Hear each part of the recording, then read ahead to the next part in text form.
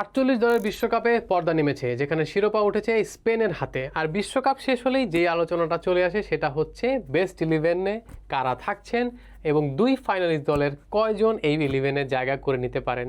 তো দর্শকদের জন্য আমরাও হাজির হয়েছি একটা বেস্ট 11 নিয়ে। আপনারা সেটা আমাদের সঙ্গে দেখুন এবং মিলিয়ে নিন আপনাদের 11-এ কারা কারা এখান থেকে থাকতে পারেন। আপনার কাছে আসছি, এই বেস্ট 11-এ থাকাটা এটা তো সবসময় একটা বিতর্কের বিষয়। এটা আপনি যাকেই নেন না কেন সবসময় কাউন্টার একজন একজন চলে আসে। তো এই কঠিন কাজটা আমরা গোলকিপার দিয়ে শুরু করি। আচ্ছা, গোলকিপার হিসেবে এখানে আসলে উনাই সিমনের পর তো আসলে অন্য কারো নাম আসার মনে হয় দরকার নেই, বাট তারপর আমরা এমিলিয়ানো মার্তিনেজ যেহেতু ফাইনালে 11টা সেভ করেছেন ওই হিসেবে এমিলিয়ানো মার্তিনেজের নাম রেখেছি। বাট আমার কাছে মনে হচ্ছে উনাই সিমন স্পেশাল মেনশন ভজিনিয়া ইমোশনাল স্টোরি, বাট তার দল যেহেতু রাউন্ড অফ 16 বাদ পড়ে গেছে তারপর তো আর আসলে মানে এখানে একটা ইনস্টাগ্রামে ফলোয়ার বেড়েই চলেছে। হ্যাঁ, বাট আপনি ওই যে এটা ইমোশনাল ব্যাপার, বাট আপনি যখন বেস্ট 11 করছেন তার তখন অ্যাটলিস্ট একেবারে টুর্নামেন্টের শেষ দিক পর্যন্ত গেছে, semifinal, final, at least quarter final হলো খুব ভালো পারফরমেন্স করে ফেলেছেন, এরকম প্লেয়ার হতে হবে। আচ্ছা, তো সেই জায়গায় হয়তো ভজিনিয়া ওই কারণে আসছেন না, আদারওয়াইজ ভজিনিয়া ডেফিনেটলি এই টুর্নামেন্টের আমরা তাকে স্পেশাল মেনশন হিসেবে রাখি। স্পেশাল মেনশন হিসেবে আমরা ভজিনিয়াকে রাখি। বাট আমরা বেস্ট 11-এর গোলকিপার পজিশনের জন্য উনাই সিমন আর এমিলিয়ানো, এই জায়গায় আমারই হচ্ছে উনাই সিমন। আপনার কি মনে হচ্ছে? এমিলিয়ানো। আচ্ছা, আমার কাছে তারপর আমি উনাই সিমনকে এগিয়ে রাখবো জাস্ট বিকজ শুধু তার মিনিট যে তিনি তার ক্লিন শিটের জন্য না বা ইয়ের জন্য না, কারণ হচ্ছে এমিলিয়ানো মার্তিনেজ ফাইনালে পারফর্ম করেছেন, বাট তার আগ পর্যন্ত আর্জেন্টিনার যে বারবার গোল খেয়ে যাচ্ছিল তার পেছনে বলা হচ্ছে না এমিলিয়ানো মার্তিনেজকে 2022-এর এমিলিয়ানো মার্তিনেজ মনে হচ্ছে না। ফাইনালে এসে তিনি 2022-এর এমিলিয়ানো মার্তিনেজ দেখা দিয়েছেন। আর অন্যদিকে আরেকটা রিজন আমি যে কারণে উনাই সিমনকে এগিয়ে রাখছি, আমাদের অবভিয়াসলি এখনকার ফুটবল অনেক বেশি বল পায়ে রাখে খেলার ইয়েতে যায়, এবং এখন তো যেহেতু নিয়মও চেঞ্জ হয়ে গেছে, দুই ডিফেন্ডার বক্সে নেমে আসছে, গোলকিপার থেকেই খেলাটা শুরু হয়, সেই জায়গায় বল পায় উনাই সিমন এমিলিয়ানো মার্তিনেজ অন্যতম মূল কারণ লা ফুয়েন্তে সিমনকে মূল গোলরক্ষক হিসেবে রেখেছেন। তো সেই জায়গায় আমি উনাই সিমনকে এগিয়ে রাখছি আর কি। আচ্ছা, ফেয়ার এনাফ। রাইট ব্যাকে পেদ্রো পুরোর বাইরে আসলে আর কোনো নাম কি দরকার আছে? না, আমার কাছে মানে আমি অনেক আসলে হয়তো এতটাই ভালো করেছেন, কোনো কম্পিটিশন নেই, গোল ঠেকানো, গোল করা, ফ্রান্সের বিপক্ষে দ্বিতীয় গোলটা করলেন। তো সেই জায়গায় পেদ্রো পুরোর বা বিকল্প হিসেবে আর কারণ নাম আসার দরকার আমি দেখছি না। লেট ব্যাকেও একই রকম সম্ভবত। কুকুরেয়ার বিকল্প কি আর কাউকে চিন্তা করার কি আপনার মনে হচ্ছে? আমার মনে হচ্ছে না কুকুরেয়ার বিকল্প আর কেউ আছেন না। পুরো বিশ্বকাপে যেভাবে পারফর্ম করেছেন অন্য কোনো লেফট ব্যাকে জায়গায় আসলে তুলনায় আসার মতো কি? আসলে তিনি ভালো করেছেন, কিন্তু সেই ভালোটাও এত বেশি যে অন্যরা অনেক পিছিয়ে গেছেন। হ্যাঁ, তো ওই জায়গায় আসলে কুকুরেয়া এবং দুইজনই ওভারল্যাপ বলুন, আন্ডারল্যাপ বলুন, স্বাভাবিকভাবে এই জন্য চেলসি সমর্থকদের এখন আক্ষেপ দ্বিগুণ হয়ে গেছে এবং রিয়াল মাদ্রিদ তাকে কিনে নিয়েছে। তো দুই উইং ব্যাকই ওভারল্যাপ করা বলুন, আন্ডারল্যাপ করা বলুন, দুইটাতেই খুব দক্ষ, গোল করায়, অ্যাসিস্ট, চান্স ক্রিয়েশন সব দিকে বেশ দক্ষ। তো এই দুইজনের বাইরে আসলে আমি কোনো অপশন দেখছি না। দুই সেন্টার ব্যাক, পাও কুবার্সি তো আসলে এই নামটা এই বিশ্বকাপে কুবার্সি যেভাবে খেলেছেন সেটা ইয়াং প্লেয়ারের পুরস্কার পেয়েছেন, তো সেই জায়গায় তো পাও কুবার্সির সম্ভবত আর বিকল্প কিছু লাগে না। অ্যাকচুয়ালি পুরো ডিফেন্সই স্পেনের বাইরে আর কারো মনে থাকার, আমি শুধুমাত্র লাপোর্তের জায়গায় হয়তো আর্জেন্টিনার লিসান্দ্রো মার্তিনেজের কথা ভাবতাম। লিসান্দ্রো মার্তিনেজ বল পায়ে বেশ দক্ষ, কিন্তু লাপোর্ত ফাইনালে যেভাবে মেসিকে আটকেছেন, যেভাবে মেসিকে সুযোগই দেননি কোনো, বা পুরো স্পেন দলই দারুণ খেলেছে, আর্জেন্টিনা জঘন্য খেলেছে, কিছুই খেলেনি আর্জেন্টিনা, বাট স্টিল মেসির পায়ে যখনই বল গেছে বা মেসি যখন বল নেওয়ার মতো পজিশনে গেছেন, লাপোর্তকে দেখা গেছে যে মেসিকে বারবার আটকে দিচ্ছেন। তো ওই জায়গাটার কারণে আমি লিসান্দ্রো মার্তিনেজের চেয়ে লাপোর্তকে এগিয়ে রাখি। এই যে একটা ডিফেন্স লাইনের সব স্প্যানিশ খেলোয়াড়দের নেওয়ার আরও একটা কারণ, যেখানে আসলে আমরা দুজনই একমত, এই ডিফেন্স লাইনটা Cristiano Ronaldo, Kylian Mbappe, Lionel Messi সবাইকে কন্টেইন করেছে এক বিশ্বকাপে। এটা অবিশ্বাস্য। হ্যাঁ, এবং শুধু কন্টেইন করেছে বলতে, শুধু কন্টেইন বলতে কোনো মতে ঠেকিয়ে দেয় না, মানে একেবারে তাদের কোনো সুযোগই দেয়নি। তো এবং এই আলোচনায় শুধু এই ডিফেন্স লাইন না, বিশ্বকাপের সেরা খেলোয়াড় যিনি পুরস্কার পেয়েছেন তার নাম তো আসবেই না।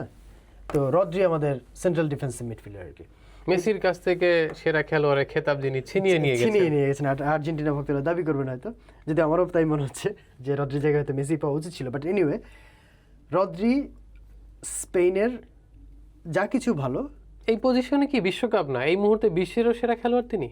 বলা যায় এখানে আসলে শুধু বিশ্বকাপ নেই, ইভেন এমনও আলোচনা হচ্ছে যে আমরা তো স্পেনের ক্ষেত্রে সের্হিও বুস্কেটসকে বলতাম যে এই পজিশনটাকে তিনি অন্যরকম একটা মাত্রা দিয়েছেন। আমরা একসময় ক্লদ ম্যাকেলেলেকে দেখেছি বা পরে কান্তেকে দেখেছি, সেই জায়গায় সের্হিও বুস্কেটস হচ্ছে এমন একটা প্লেয়ার যিনি যে সেন্ট্রাল ডিফেন্সিভ প্লেয়ার মিডফিল্ডার বলতে আমরা সবসময় বুঝতাম যে খুব ফিজিক্যালি, হাইলাইটস না, যারা স্পেনের 2010 বিশ্বকাপের খেলা দেখেছেন তারা জানেন বা বার্সেলোনা খেলা মানে খেলোয়াড় ছিলেন ওই দলে। ওই জায়গায় আমরা সেন্ট্রাল ডিফেন্সিভ মিডফিল্ডার বলতে বুঝতাম যে হচ্ছে খুব ফিজিক্যালি খুব শক্তপোক্ত, অপোনেন্ট যখন আসবে তখন ধাক্কা দিয়ে ট্যাকেল করে।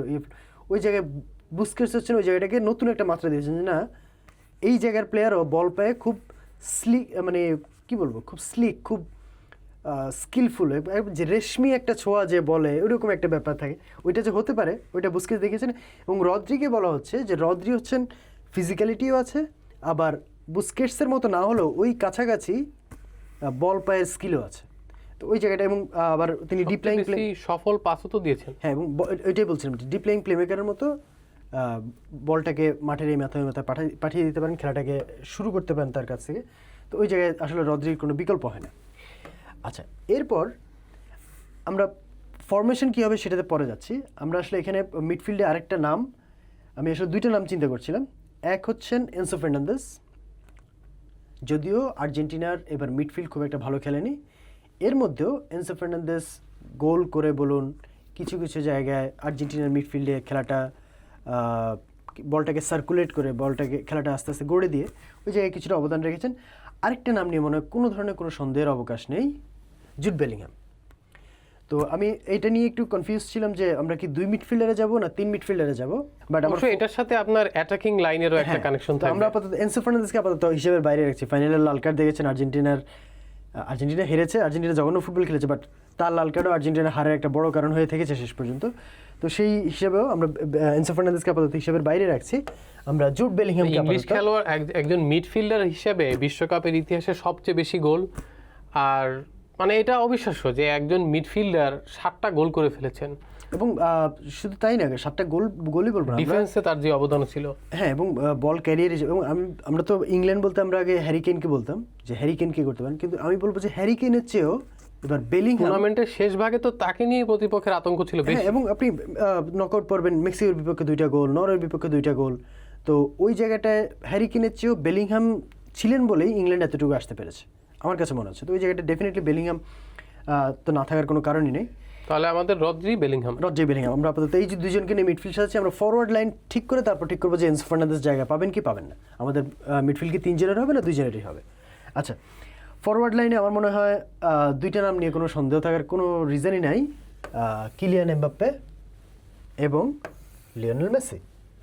এই 2টা নাম তো আমার মনে হয় কারো কোনো ধরনের না বিতর্কের কোনো সুযোগ নেই। ইনফ্যাক্ট বিশ্বকাপের ইতিহাসের সেরা একাদশ করলে সেই ডিবেটেও এই দুজন চলে আসবে। একজন বিশ্বকাপ ইতিহাসের অলরেডি সর্বোচ্চ গোলদাতা, আরেকজন দ্বিতীয় সর্বোচ্চ গোলদাতা, 2বার গোল্ডেন বুট, হ্যাঁ 2বার গোল্ডেন বুট জিতলেন, আরেকজন 39 বছর বয়সে এসে আর্জেন্টিনা যে এবার ফাইনালে উঠেছে তার একমাত্র রিজন বলতে পারেন। অবশ্যই। তো ওই জায়গায় শুধু গোল এবং অ্যাসিস্ট ছাড়া বাকি প্রায় সব দিকে গোল এবং অ্যাসিস্টে তিনি সেকেন্ড।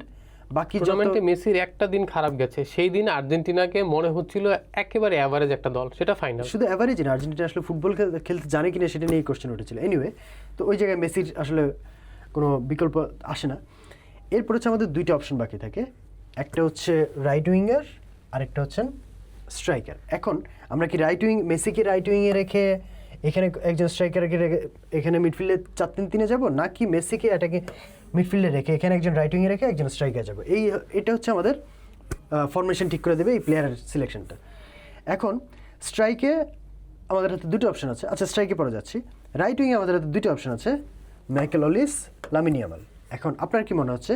মাইকেল ওলিসে হচ্ছেন ফ্রান্সের, আমরা বলছি যে এমবাপ্পে গোল করেছেন, মাইকেল ওলিসে ছিলেন ফ্রান্সের, আপনি বলতে পারেন এক আসরে সবচেয়ে বেশি বিশ্বকাপে অ্যাসিস্টের রেকর্ড করেছেন। এবং মাইকেল ওলিসে থাকার কারণেই গ্রিজম্যানের অভাবটা এবার আর ফ্রান্স বোধ করেনি, কারণ হচ্ছে তিনি একদিকে অ্যাসিস্ট করেছেন, ভাগ্য নেহাতি খারাপ বলে গোল পাননি। হ্যাঁ, 20টা শট নিয়েছেন, একটা গোল হয়, এবং কোনোটা বারে লেগেছে, কোনোটা তৃতীয় স্থান নির্ধারণী ম্যাচে এমন মিস করেছেন, এটা আসলে ভাগ্য খারাপ না থাকলে হয় না। তো সেই জায়গায় বাট স্টিল গোল না করেও তিনি বলটাকে এখান থেকে টেনে নিয়ে যাওয়া বলুন, বল থ্রু দিয়ে দেওয়া বলুন, সব জায়গায় অলিসের অবদানটা মানে অসাধারণ খেলেছেন। এবং আবার ওইদিকে ট্র্যাক ব্যাকও করেছেন, তো ওই জায়গাটায় তার অবদান আছে। আর অন্য নামটা হচ্ছে লামিন ইয়ামাল, যদিও বিশ্বকাপ জিতেছে, বাট লামিন ইয়ামালের পারফরমেন্স আসলে ঠিক লামিন ইয়ামাল সুলভ ছিল না। তো ওই জায়গায় এই দুইটা নামের মধ্যে আপনার কি মনে হচ্ছে রাইট উইং আমরা দুইজনের কাউকে রাখবো, নাকি এই দুইজনকে পুরোপুরি অমিট করবো? সম্ভব হলে দুজনকে রাখতে পারলেই ভালো হতো, তবে আপনি যেহেতু লিওনেল মেসিকে রেখেছেন সেক্ষেত্রে অলিসকে রাখাটা কম্বিনেশনের দিক থেকে বেটার। মানে আমি বলছিলাম যে আমরা কি, কারণ অলিস আপনার দুইটা পজিশনে খেলতে পারবেন, হ্যাঁ, এবং মেসি এবং অলিস রোটেট, ইয়ামাল যেটা পারবেন না। হ্যাঁ, তো আমিও আসলে অলিসকে রাখার পক্ষে ছিলাম, এবং সেটা এনজো ফার্নান্দেসকে বাদ দিও, কারণ আমরা তো এখানে এই পজিশনের উপর ডিপেন্ড করতে যে আমরা মিডফিল্ডে আরেকজনকে রাখবো কিনা। তো সেই জায়গায় আমার মনে হচ্ছে অলিস থাকলে এক হচ্ছে মেসি এবং অলিসের যেই রোটেশন, যে মেসি এদিকে এলে অলিস মাঝখানে ডানে এলে মেসি মাঝখানে, ওই রকম। আরেকটা হচ্ছে আমরা জানি যে মেসি যেহেতু খুব একটা প্রেস করেন না, সেক্ষেত্রে আমাদের মিডফিল্ডে বাড়তি একজন প্লেয়ার লাগবে যিনি মিডফিল্ডে নেমে এসে প্রেস করবেন, সেই কাজটা অলিস খুব ভালো পারে। তো ওই কারণে সব মিলিয়েই অলিসকে রাখা। এরপর আমাদের শুধু একটা জায়গা বাকি থাকে, দ্য স্ট্রাইকার। এখানে দুটি নামই আসে, হ্যারি কেইন এবং আর্লিং হাল্যান্ড। আগে গোল মেশিন নামটা বলেন। আচ্ছা, দুজনের মধ্যে ডিস্টিংটিভ একটা ব্যাপার আছে।